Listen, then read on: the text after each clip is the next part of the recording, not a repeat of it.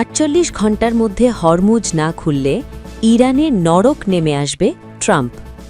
Hormuz প্রণালী খুলে দেওয়ার বিষয়ে চুক্তিতে পৌঁছতে ইরানের হাতে আর ৪৮ ঘণ্টা সময় আছে, অন্যথায় দেশটিতে নরক নেমে আসবে বলে মন্তব্য করেছেন যুক্তরাষ্ট্রের প্রেসিডেন্ট ডোনাল্ড ট্রাম্প। শনিবার সামাজিক মাধ্যম ট্রুথ সোশ্যালে দেওয়া এক পোস্টে ট্রাম্প লিখেছেন, আমি ইরানকে ১০ দিন সময় দিয়েছিলাম চুক্তি করতে অথবা হরমুজ প্রণালী খুলে দিতে।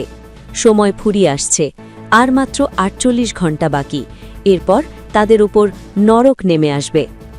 এর আগে গত ২৩ মার্চ প্রথমবারের মতো ইরানকে ৪৮ ঘণ্টার সময়সীমা বেঁধে দেন ট্রাম্প।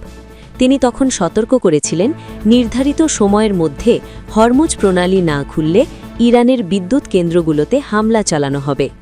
তবে সেই সময়সীমা শেষ হবার আগেই ৫ দিনের জন্য সামরিক পদক্ষেপে বিরতি ঘোষণা করেন।